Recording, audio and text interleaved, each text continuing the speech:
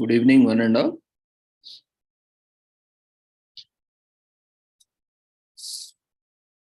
We welcome you all to the International Webinar Series on Holistic Health, Well-being and Sustainable Development 2022-2023, commemorating Azadi Ka Amrit Mahotsav, nation celebrating 75 years of independence, United Nations Sustainable Development Goals 2015 to 2030, as part of awareness and campaigns in collaboration with Sri Holistic Health Foundation India and Sri Research Institute, Center for Art, Sciences and Wellbeing. Before we start our sessions, let's take the blessings of Almighty.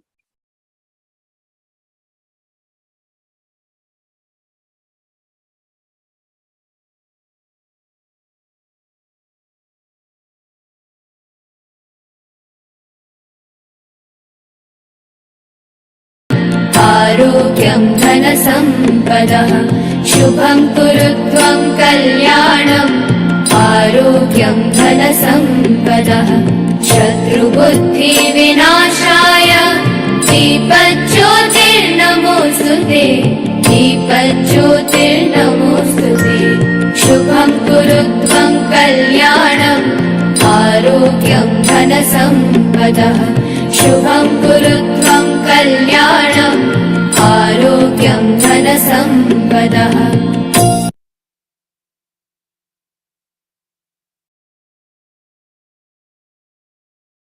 With the blessings of Almighty, we shall continue with today's commemorations.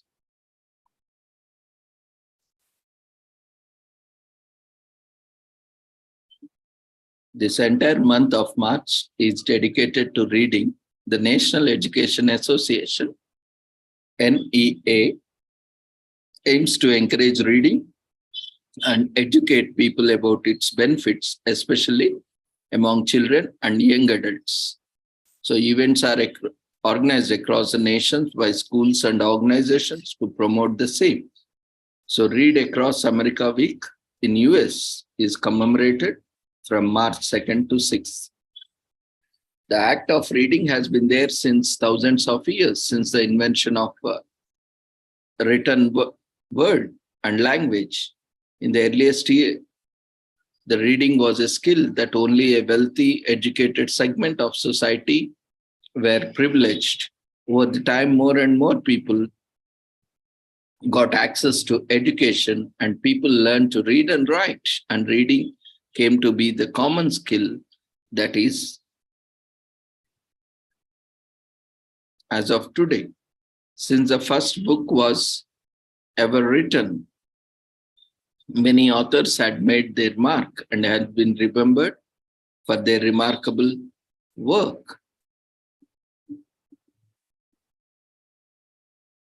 And there are various books like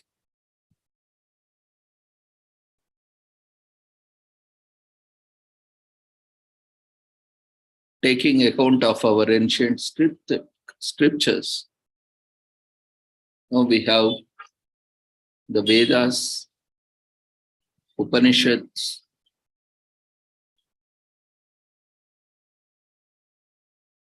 and Itihasas, and various other like Bhagavad Gita, Bhagavatam, Ramayana, Mahabharata, and many which were initially transmitted through oral tradition was later on transmitted through written forms. So in those days where paper was not invented, our ancient sages used various materials like stone, wood, palm leaves, and metal leaves, including various metals like gold, iron, zinc, metal, whichever metal was available at that ages. They used metal and used a pointed device or a pointed, needle-like device or a tool to etch the writings or inscriptions on stones and various materials, including leaves, like palm leaves were processed and used. So similarly, even today, we have various manuscripts available across the world, especially palm leaves and copper leaves manuscripts, inscriptions. Even today, we can see in museums across the world, which were preserved. And apart from that, in West, we see even various religious scripts also were available.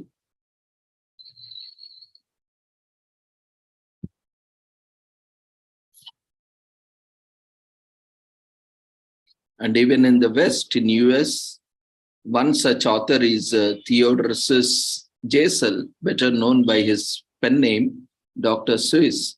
He authored some of the most popular children books of all time, selling over 600 million copies. In addition to that, he was also an illustrator and cartoonist. After publishing his children's book, he also illustrated political cartoons and joined the animation and film department in the United States Army. He wrote, produced, animated several projects and gained recognition for them. Then he returned to writing children's books, and he went to write 60 books, a majority of which were critically acclaimed. And his work was not only enjoyed by the children, but also many adaptations, even in other mediums. So this National Education Association launched Read Across America in 1988 as a year-round program to celebrate reading. Given Dr. Seuss's impact on the reading world, his birthday, March 2nd, was declared as Read Across America Day. This also commemorates Read Across America Week and Read Across America Month.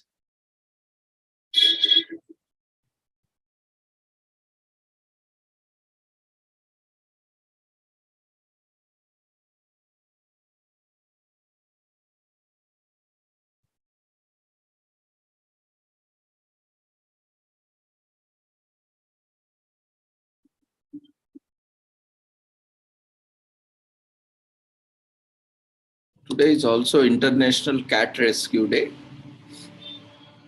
There are a lot of homeless cats on the streets just waiting for a day like where people will come to take them off the streets and adopt them as a member of their families. Or even they are fed and cared as street animals as well.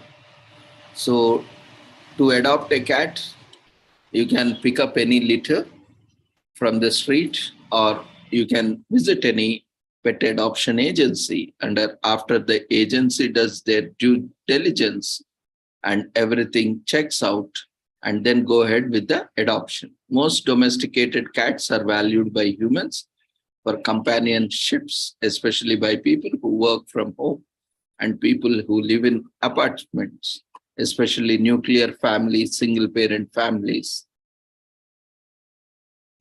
Pets are in great demand because of their isolation and loneliness. And cats are domestic species with quick reflexes, a strong body, and a sharp teeth. So the history of cat domestication was somewhere around 1200 BC in Greece, which was introduced to Southern Europe. By 5th century, they were familiar animals around the settlements in Etruria.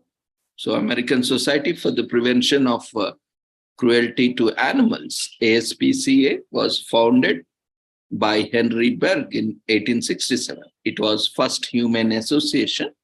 With that initiative, all animals were entitled to respectful and kind treatment and must be protected under law.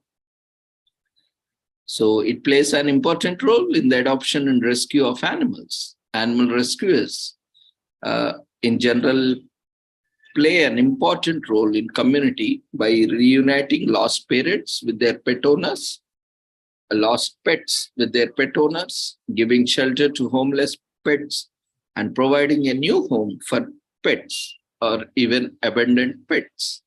They help to improve general health and well-being of animals in the community. Over 6 lakh domestic animals enter US animal shelters worldwide each year, of which over 3 million are cats. And each year, approximately 5,30,000 cats are euthanized in the shelter. Means they are killed in the shelter. And we have seen, those welfare organizations who are supposed to protect, they are killing the animals in their animal shelters because there is no one to take care, no one to adopt. And that is a brutal, act that anyone can happen. And that too, especially with the animal welfare organization itself is killing so many animals because they don't have any space, they don't have any funds, and they don't have anyone to adopt and to donate. And this is, the other side of animal welfare organizations, because of beyond their capacities. So, of course, there are various reasons. We cannot even, no matter what, we cannot support them in any way, but for them, there is no option. But there are better ways to control it. You can't say that I have killed because, the world is overpopulated, so I can kill. So that is a very wrong way, and it will, convey a wrong meaning and wrong notion. So no one has right to take any life. And, with this lakhs and lakhs of animals are being killed at animal shelter itself, that is the greatest and saddest part on the planet.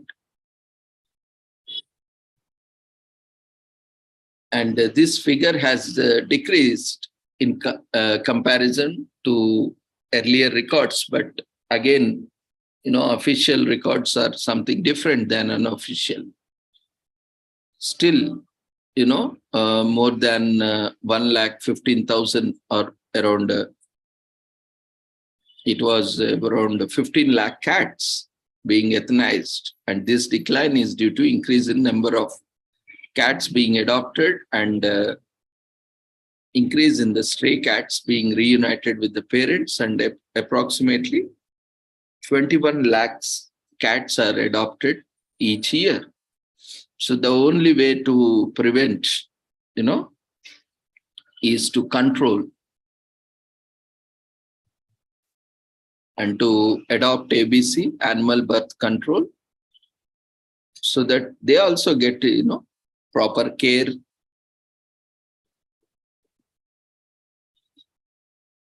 and a lovely home or a good care and support in the community.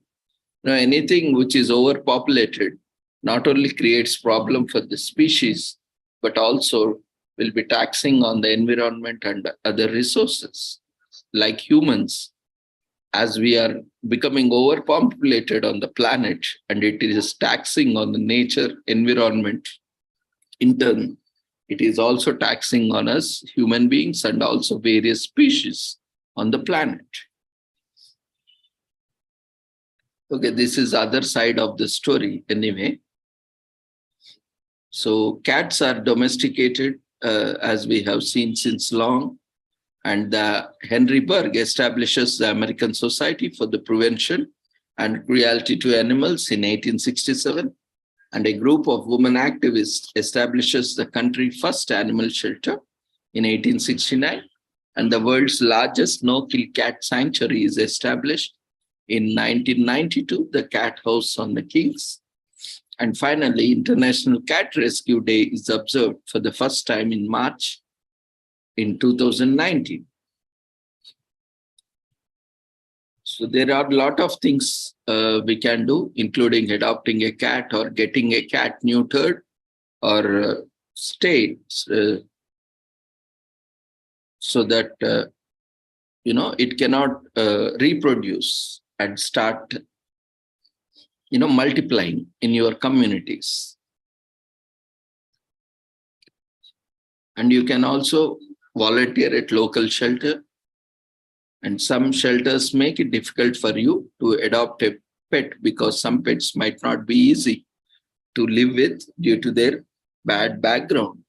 They might have gone through abuse, you know, physical, emotional, and they want to ensure that you are fit enough to look after the cat. There are many animals, especially because we are talking about cats, there are various other animals also, which might have gone through the physical, emotional abuse, and they have been abused, tortured, or neglected. So they might be hard to initially get adopted. But if you are kind enough and if you have patience, you can also adopt such pets and give them a wonderful family again. Adoption fees are usually donations to help support animal shelters or rescue groups.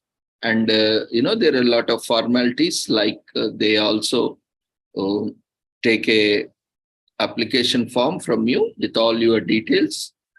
And unless you have a permanent home or permanent shelter or a home which is owned by you, and there are various rules and regulations that you should not be dependent on any other person for your livelihood, and you should have proper space and requirements so that you can take care of the pet.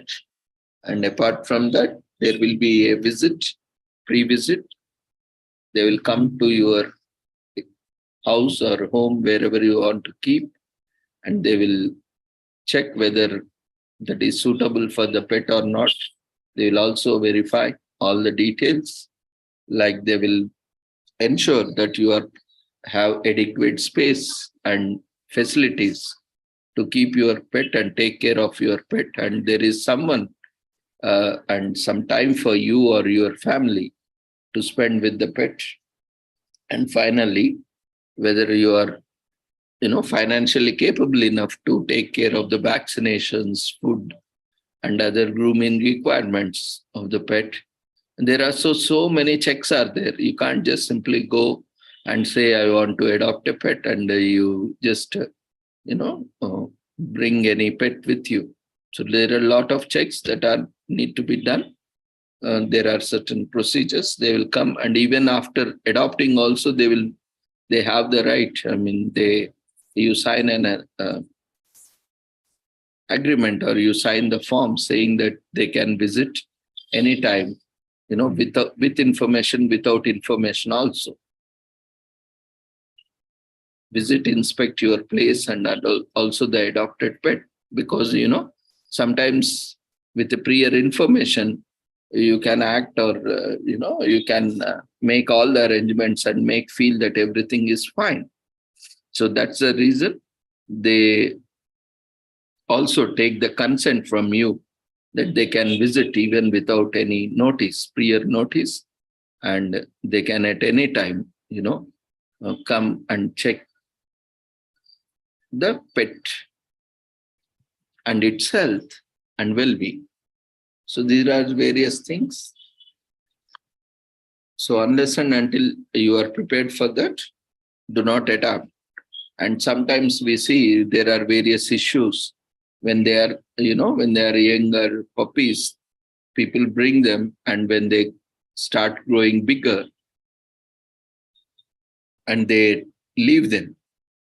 This happens mostly cats, okay, they don't outgrow, but dogs and other animals, they outgrow, and it is very difficult for them to manage in their very confined spaces. Not only that, like children are brought up, pets also need to be properly trained for manners, littering, and various other, socialization is also important. Otherwise, it will create a lot of problems for you, your family, and also to neighbors. So often, these temper tantrums as thrown by children, in a similar way, pets can also be throwing some temper tantrums. certain behaviors which may not be, welcomed by you or your family or your neighbors. Especially we see excessive barking due to non-socialization, because you never take, your dogs to or cats and expose them or make them interact with neighbors or in your community, so that they become very possessive of their environment, their boundaries, and they do not like, they do not entertain anyone else in their boundaries. So lack of socialization will make them very possessive and very mindful and guardful of their boundaries and territories. So whenever they see people approaching or coming into their vicinity or borders or into the home, or even for that matter, even if any person or animal comes in sight of them, they start barking, shouting, all those things. So this is due to lack of proper socializations and other behavioral and temperamental issues. So there are various other things, like always, when you are planning to adopt a pet, assume that you are having a child, one more child in your family, and you need all the care which you take for your, new child or a new family member. Because if you, again, if you leave, abandon that pet, the pet has, almost a kind of trauma to adjust to the shelter home, or sometimes they may be wandering on the streets. And, many of the times these are the dogs which they become aggressive, and they also keep biting people because they don't know now. Almost all of a sudden, imagine you are at home and you are thrown on the streets, and altogether you become a person on the street, and you have a lot of trauma, lot of pain, lot of agony, lot of hatred to your own people who have abandoned you. And you will also have similar transference on the society. So you will start hating and becoming angry on your people as well as the society, because they all have abandoned you, and you suddenly lose all the facilities and privileges, and you might not even get food, meet minimum facilities like food, water, shelter. So that's how see, many animals, when they are abandoned, they are if they are not rescued, or if they are not provided or accompanied in the rescue shelters, they roam in the streets, and they also, with their frustration, can bite, bark on people, chase people, and all such things happen. So nowadays we have seen a lot of dog bite cases, because especially these rainy seasons and these summer seasons, spring, these are mating seasons where dogs, cats, and all other animals especially multiply themselves.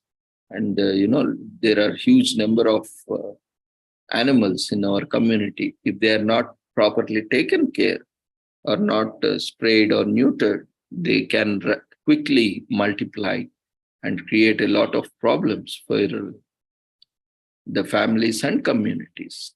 And because food is limited, we know that even for us also, resources are very limited, and within that resources there is a fight to grab the resources. So the more population, the more quarrels, the more fights among them, and that can be, there will be a lot of dissatisfaction, anger, frustration that can be transferred onto the humans, causing casualties.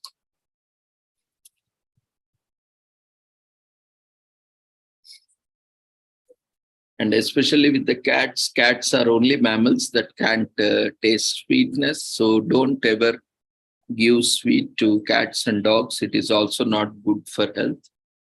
And they can jump at a distance that is 6 times their length. Cats, they keep jumping here and there. They have a lot of bones. They have almost, 230 bones, which is more than the human beings have. And they have 18 toes. Cats have 5 toes on each of their front paws and 4 toes on each of their back paws. And they have whiskers on their legs, not only rely on their face, but also at the back of their front legs.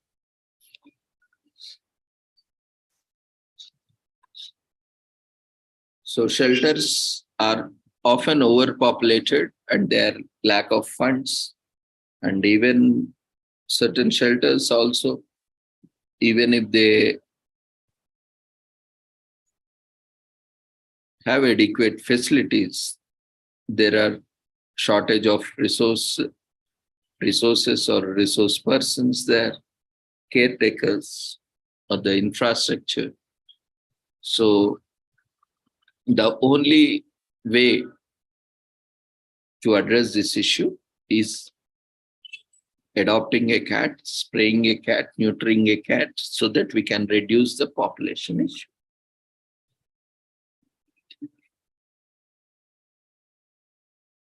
Today is National Hospitalist Day in US to recognize the contributions of thousands of hospitalists nationwide, seeks to encourage to celebrate the individuals that make up the hospital medicine community.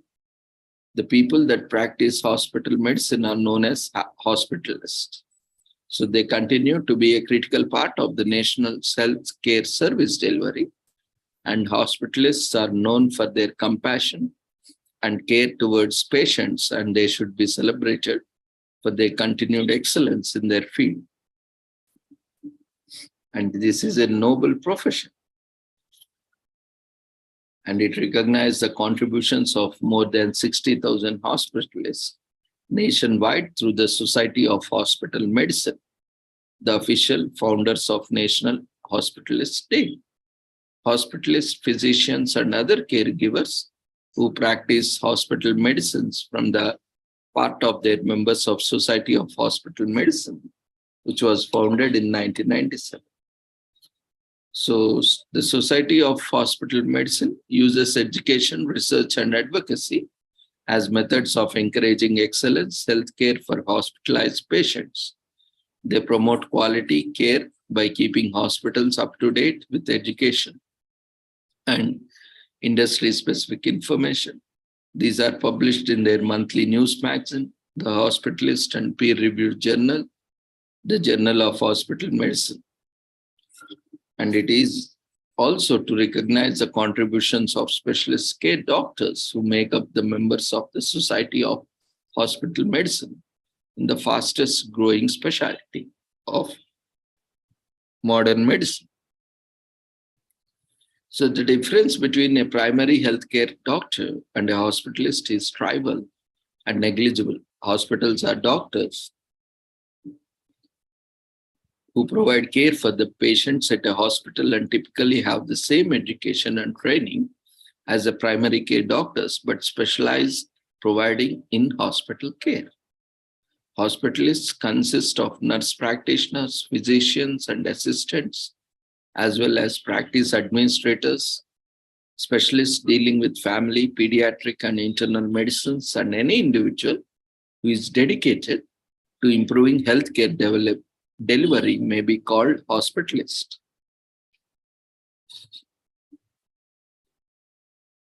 Today is also National Old Stuff Day in US. So this is the day when people across the country clean out their closets and garages, rediscover old treasures, and declutter their lives just in time for spring cleaning. It is a great opportunity to devote a day to tend your closet, garage, attic, and other cluttered spaces that don't get a lot of attention otherwise. But you don't have to stop at the things. And maybe you want to change an old habit or try a new activity, get creative with the new ways to organize, appreciate, or get rid of old stuff in your life.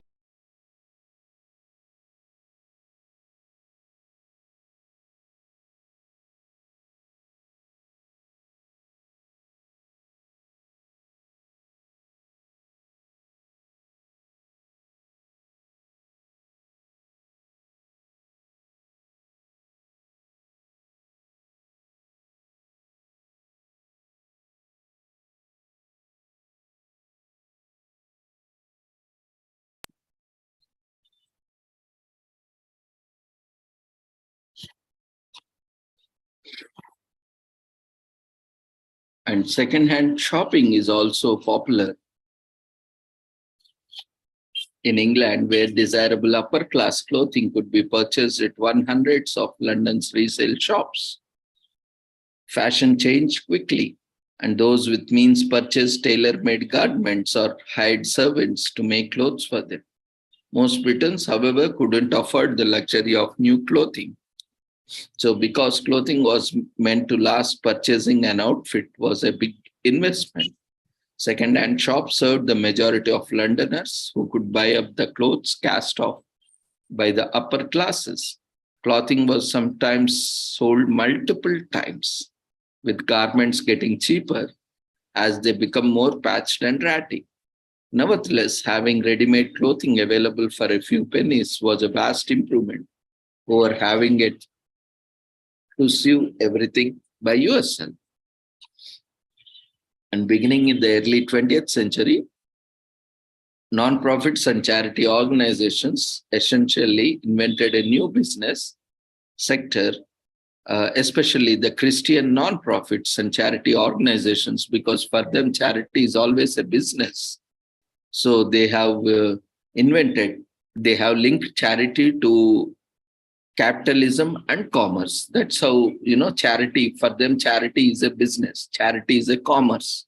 Charity is investment. So they don't do for the sake of doing, on a humanitarian ground. They do it as a business. So they give and expect something, and they take something in return. They never give it for free, completely.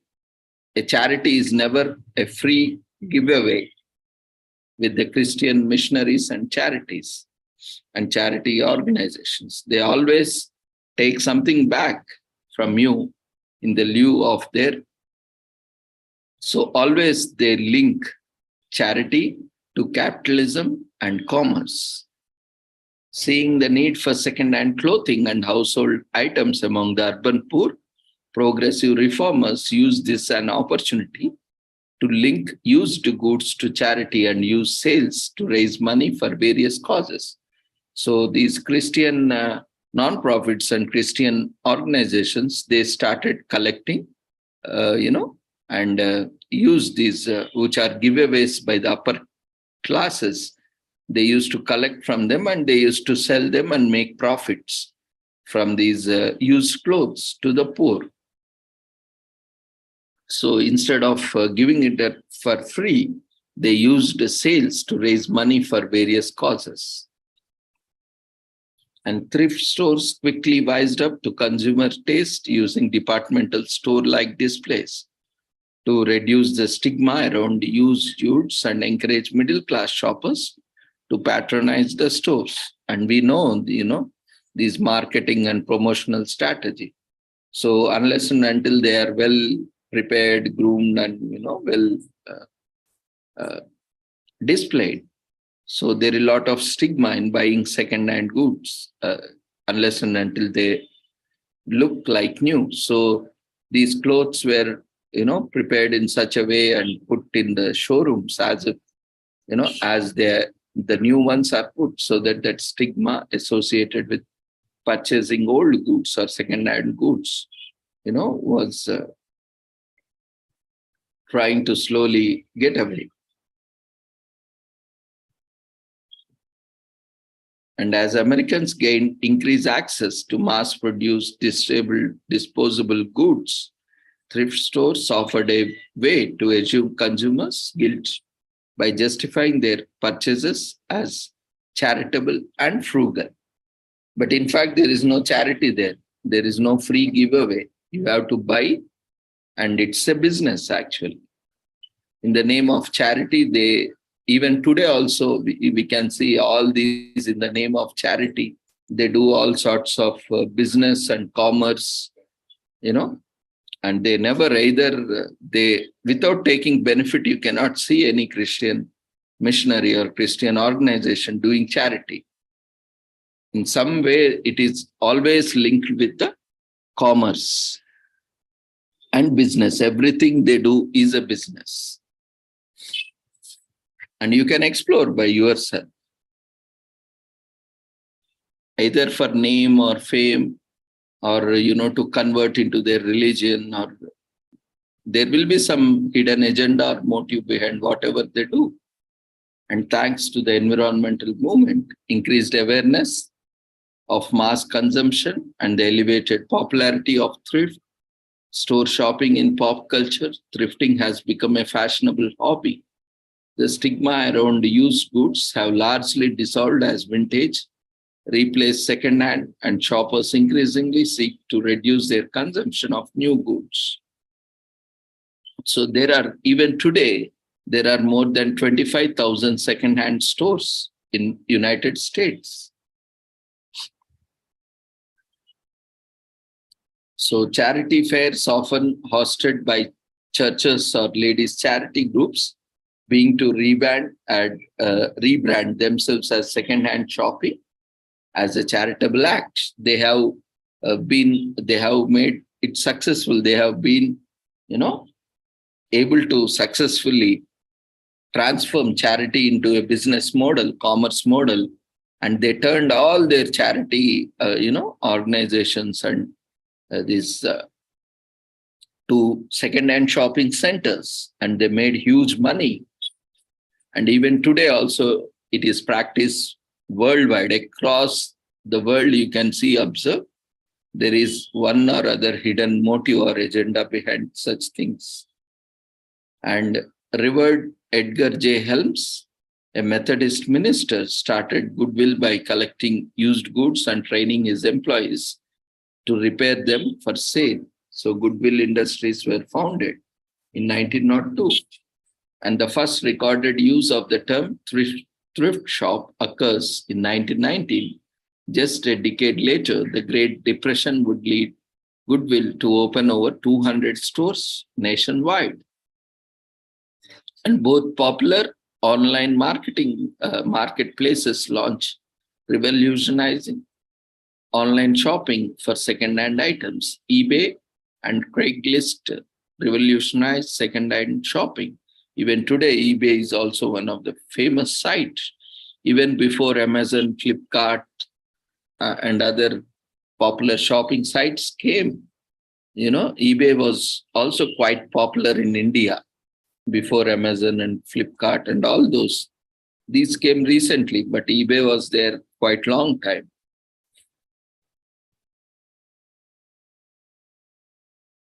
And even we remember in our days also, there was no, eBay was very popular site, and PayPal was, at that time there was no online payments. So many like us, we were in the IT in those days, we were using PayPal to make the payments to buy online on eBay. eBay used to deliver to India, and at that time eBay also had India website, though primarily in US, and new and old, all goods were available, especially new because it was an US site.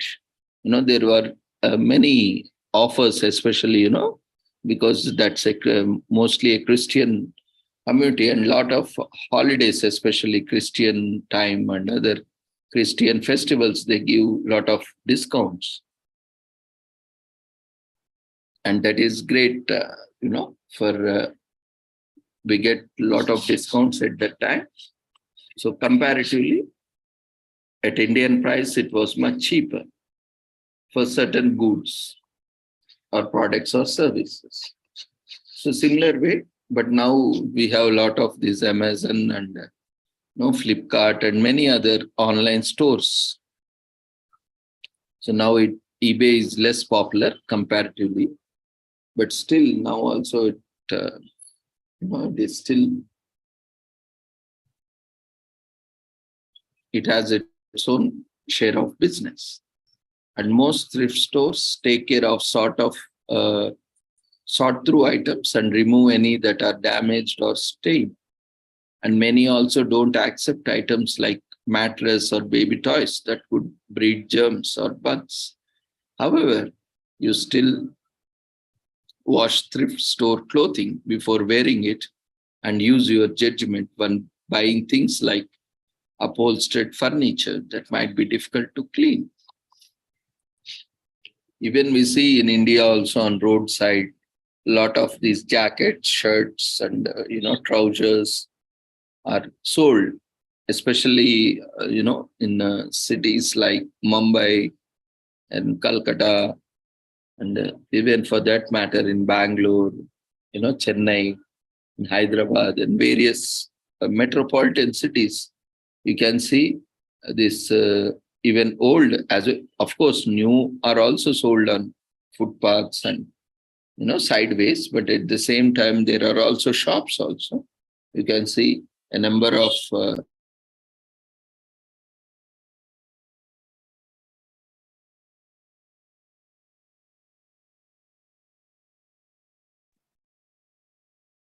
so we can see, on roadside we see second-hand clothing, for that matter, jackets or trousers, shirts are also sold, which you can see often as international brands.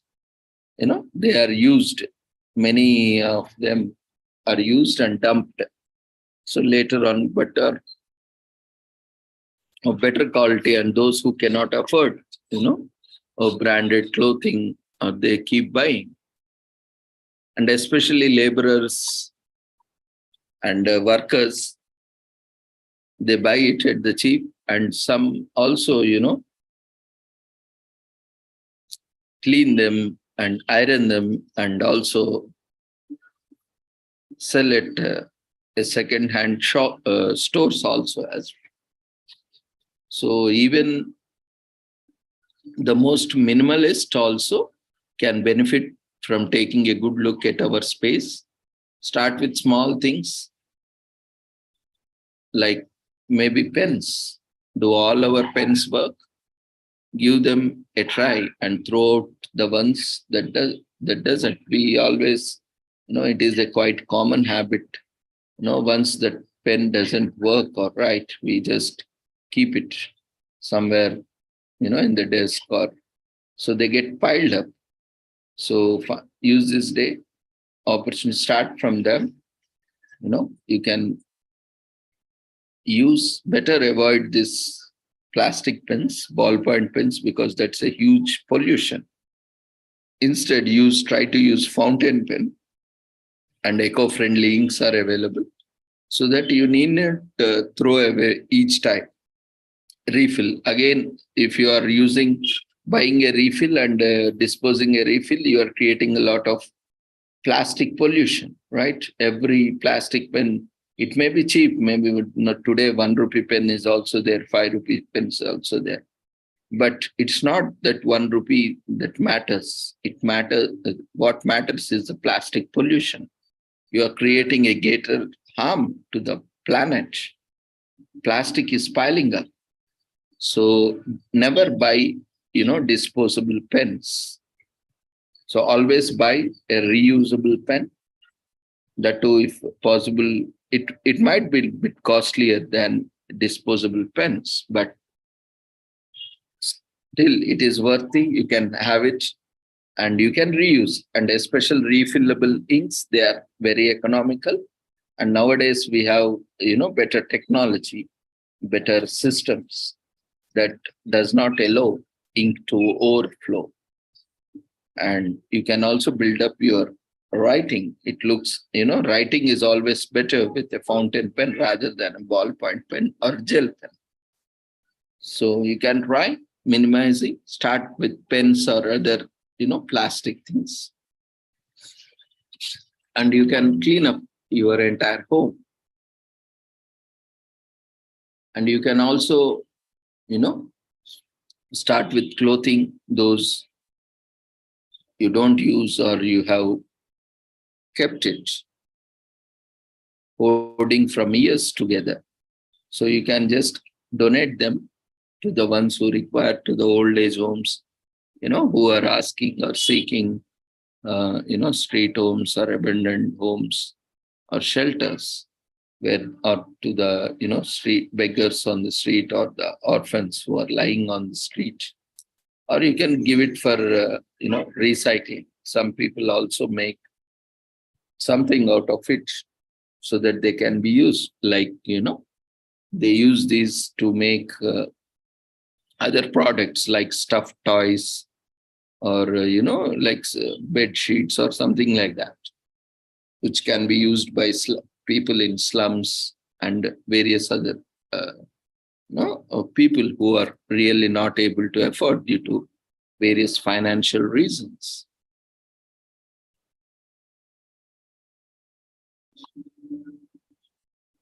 So thrifting is popular. Around 1 in 5 Americans regularly shop at thrift stores, and so many pride themselves on buying used and finding second-hand treasures.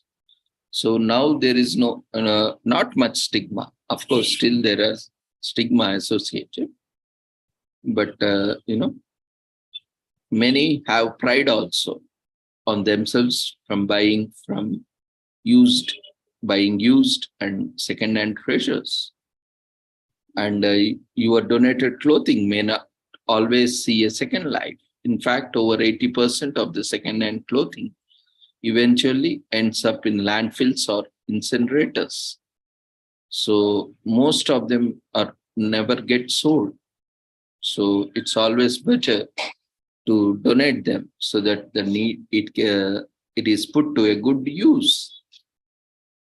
Although many people now shop at thrift stores to reduce their consumption and avoid sending items to landfills, thrift stores also had an early role in shaping American consumer behavior and essentially training the American shopper. The thrift store industry makes a lot of money. In 2014, Goodwill Industries alone made more than $5 billion in sales. eBay executives have cited the Beanie Baby craze as a major factor in the early growth of the company. And buying used helps you to spend less and acquire interesting items you may not find elsewhere, or if it is not under your budget.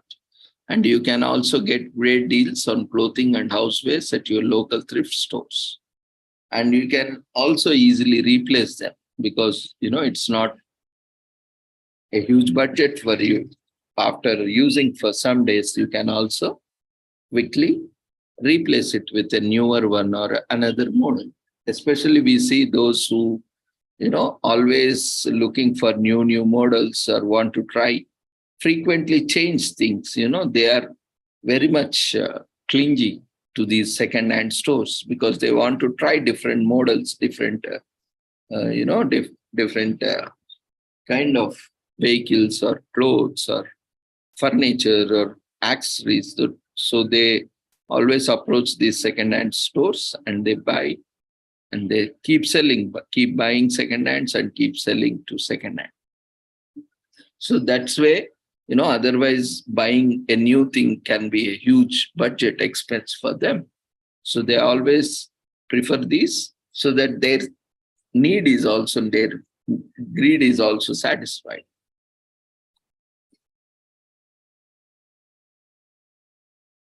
And also when you buy it from a thrift store item, you reduce, reuse, and recycle all at the same time.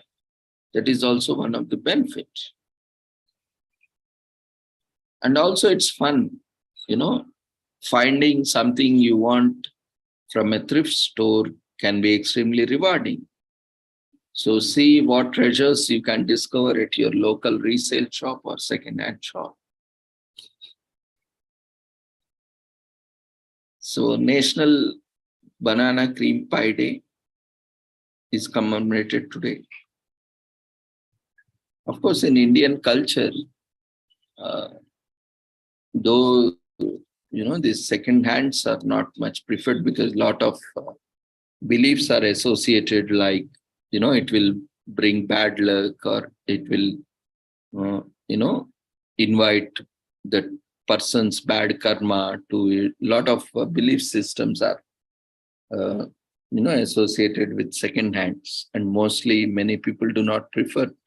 They always even they want to buy in installment or some EMIs like that, but they don't want to buy seconds. And there are, because of various beliefs associated with it. Even for that matter, we don't keep clothes of the deceased, or or someone who have left us, or for that matter, we don't take unless and until we are very much known. And but this culture is slowly, changing because of this Western culture influence, and due to this hostel and paying guest culture. Nowadays, it is quite common in PG accommodations and hostels, and working hostels, where it has become quite common that they use each other's clothes and other accessories. So nowadays they are using, even without asking, people are using. So nowadays it became very popular, in fact. But again, it's individual choice. So today is also American Citizenship Day. It is observed in Puerto Rico to commemorate the day that Puerto Ricans were granted US citizenship in 1970. President Woodrow Wilson signed the Jones-Shafroth Act and granted statutory US citizenship to the residents of Puerto Rico. It is an island in the Caribbean region located 1,000 miles southeast of Miami, Florida.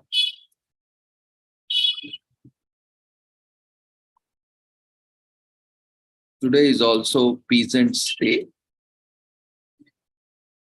and today is also Texas Independence Day.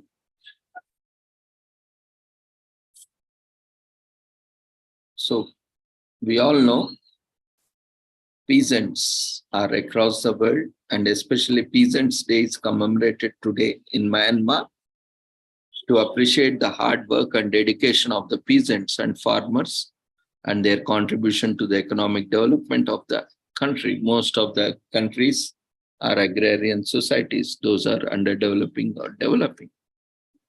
They still rely on agriculture for their livelihood and, economy. And it has been almost 75 years since Myanmar became republic.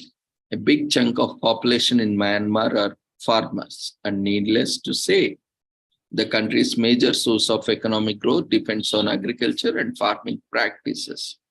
So Peasants' Day was created as dedicated to the skilled farmers who toil in the sun every day so that citizens can have food to eat and the nation can develop.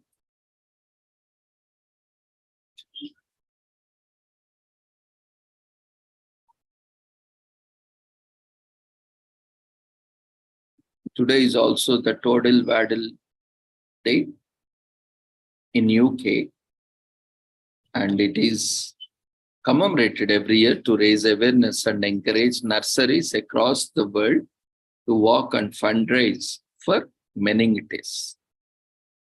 So the first medications for treating meningitis was produced in horses, and meningitis is an inflammation of the meninges, the protective membranes covering the brain and spinal cord.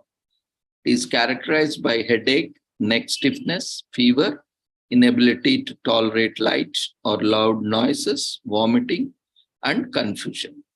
Meningitis mostly affects children younger than 1 year old and young people between ages 16 and 20. The Toddle Waddle was created to help raise funds for meningitis research through toddler walks.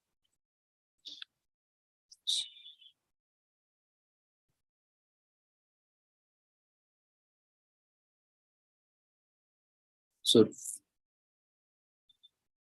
the pathogen tuberculous was linked to the tuberculosis, and in 1800s, the term meningitis was introduced by French and English physicians who combined the words meninges and itis. So in 1805, the first prominent meningitis epidemic occurred in Geneva, which was followed by similar outbreaks in Europe and the US. Africa saw its first meningitis pandemic in 1840. As there was no treatment for meningitis, the fatality rate was during these outbreaks was as high as 90% of the affected population. So in 1906, scientists introduced anti-meningococcal serum therapy as a treatment for meningitis. The antibodies for the serum was mostly derived from the blood of horses that later changed the meningitis patients and people recovering from the disease. So in 1930, Sarah Branham introduced sulfonamides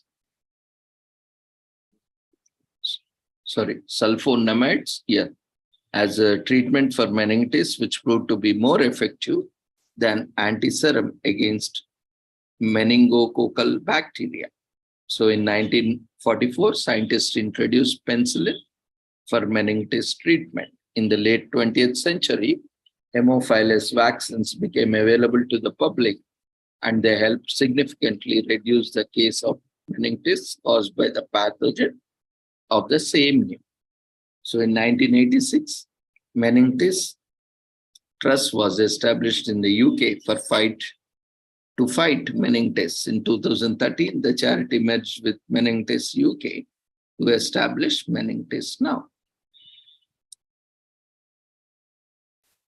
Today is also World Teen Mental Wellness Day. Across the globe, it is observed on March 2nd to raise awareness about mental health issues that teenagers deal with. It is all about making efforts to educate everyone and destigmatize something that is becoming increasingly common. There are informal and helpful materials also available across all the platforms or various platforms. As defined by World Health Organization, mental health is the state of well-being in which individual realizes his or her own abilities, can cope up with normal stresses of life, can work productively and fruitfully, and can make a contribution to his or her community. Although the exact origin of mental health is difficult to determine, indications of it have been around for centuries. Mental health issues were often presumed supernatural and even punished in religious societies. Over times, scientists studied the topic in depth and began to better understand the psyche. Since the beginning of time, the field of psychology and understanding mental health, there is so much to do in terms of learning, educating people widely, and putting an end to this stigma associated with it. Even for those without any mental health struggles, mental wellness is an important aspect of health. It refers to the overall emotional well-being, the ability to live a life, and the flexibility to deal with life's changes. So mental health struggles are unfortunately common in teen, especially in US and other developed countries, making up of 16% of the disease injuries in people aged 10 to 19. Mental health issues start from around 14 years of age and often go undiagnosed and untreated. Suicide and depression are some of the leading causes of death among teens and can lead to other struggles such as substance abuse in later years. Is unprotected sex and teenage pregnancies, this dating culture, without a proper understanding of what life is and, being independent on their parents and without proper career and without proper stability or income, they get into all sorts of this mating, dating culture. And they also have a lot of abortions or teenage pregnancies and a lot of substance abuse, drug abuse, and a lot of things. And they keep struggling. And finally, they are either in depression or they commit suicide or they kill others. Or they commit homicide or various self-harm or harm others. So this day begins and carries on important conversations about mental health. People often fail to understand what teenagers go through, and the stigma associated with mental illness can make teens reluctant to ask for help. This day encourages open conversation and awareness to help teens around the world.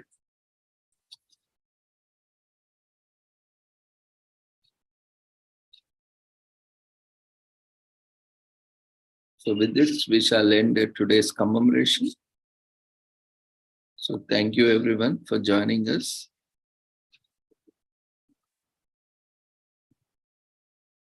And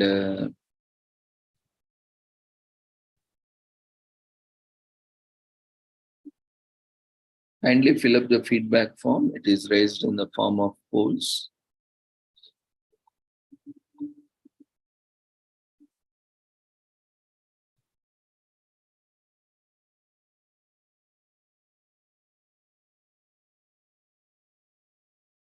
And as you all know, that we are organizing an international conference from March 18th till March 27th. That is, it starts on Saturday and concludes on Monday for 10 days on occasion of World Social Work Month, this March 2023, and World Social Work Week, and also World Social Work Day on 21st March. On this occasion, we already have notified and issued, brochures, flyers circulated. So now the time has come to finalize the things.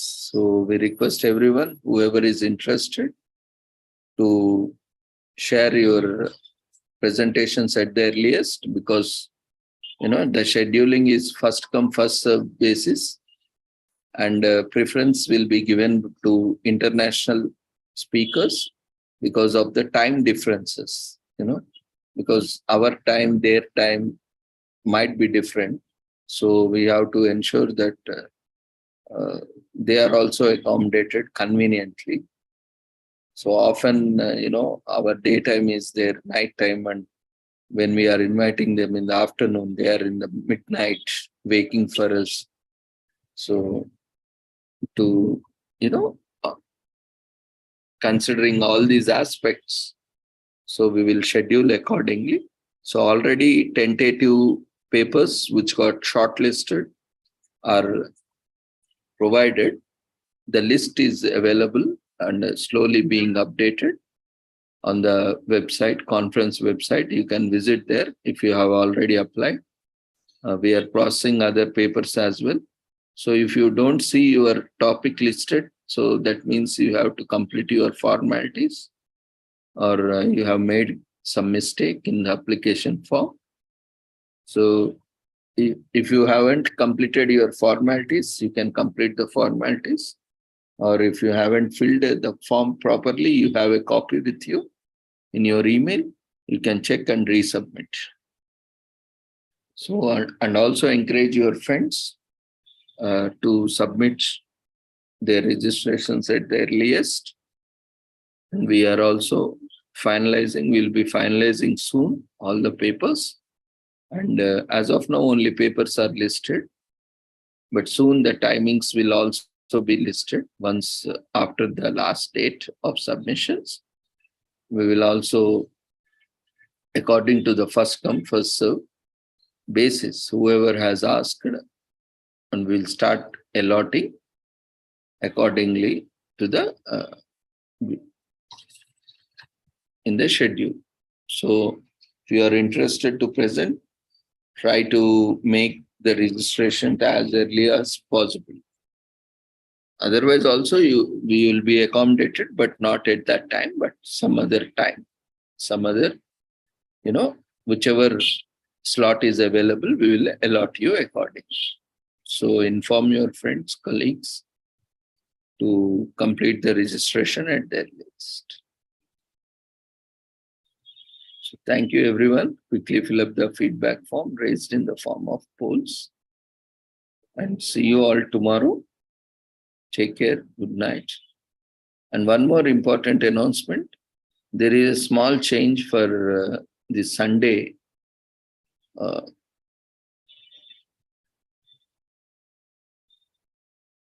pre-conference session.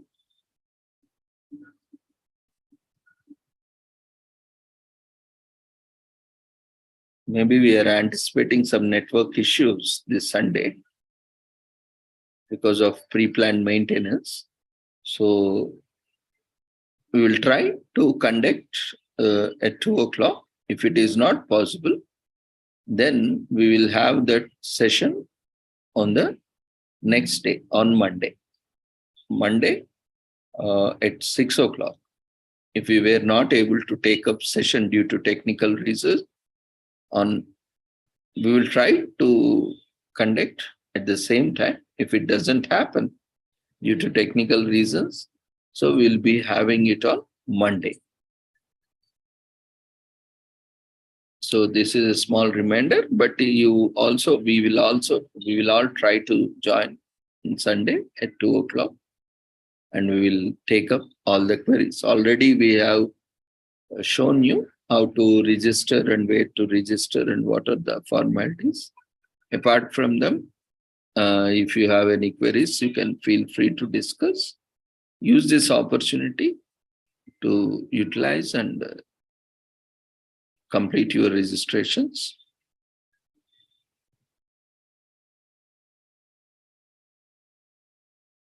So see you all tomorrow. Take care. Good night.